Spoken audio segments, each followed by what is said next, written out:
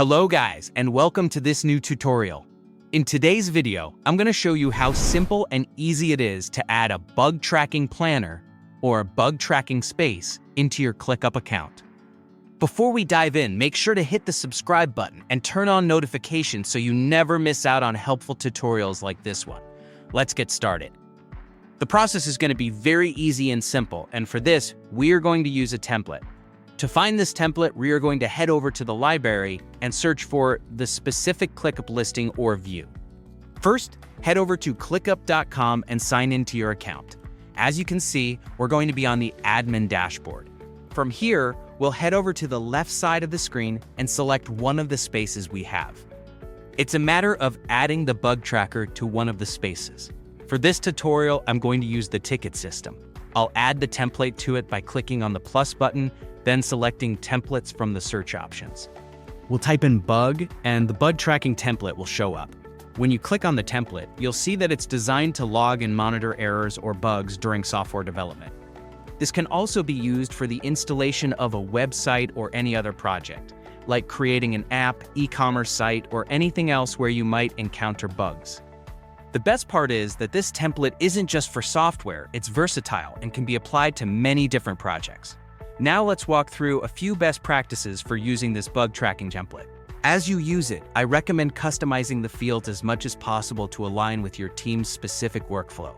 For example, you might want to add custom fields to track the severity of the bugs or the priority level. This can help you prioritize which bugs to address first. I'm going to use this template as it is, without making any changes to the name or settings. The system will automatically detect where it should be created. For the import options, I'll import everything, and for the project dates, I'll remap them to today's date or another set of dates as needed. Once that's done, click on Use Template, and after a few seconds, it will be added. The template will appear as a listing, and from there, you can see the different views available, such as the reported bugs list. This view will give you a quick snapshot of all the bugs currently logged in your system. Within this list, you can filter the bugs by features, severity, or any other category you need. There's also the bug submission form, which allows you to report bugs as not just tasks, but as specifically reported bugs. This form is a great way to keep everything structured, especially when multiple team members are involved in bug tracking. If you're managing a development team, ClickUp's automations feature can save you a lot of time.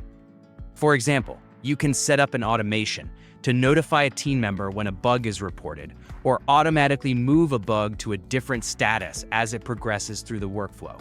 This way, your team stays on top of things without manual intervention. Additionally, make sure to regularly review the bugs and prioritize them based on severity. ClickUp allows you to create different views for your team members, so you can assign bugs to specific individuals or teams, making sure nothing slips through the cracks. If you add this template to your bug tracking journey, I promise you're going to be a winner. Everything is well organized and you'll be able to handle bugs effectively and efficiently. You can customize the views as needed, but honestly, the template already provides all the views you'll need, so there's no need to worry about adding extra ones. That was all for today's video. Thank you guys for watching. I hope you found this content helpful, and I hope it'll help you streamline your bug tracking process. If you enjoyed the video, don't forget to leave a thumbs up, subscribe to the channel, and leave a comment below. I'd love to hear how you're using this template and if you have any tips or tricks to share. Also, let me know if there's anything else you'd like to see in future tutorials. Thanks for watching, and I hope to see you in the next one.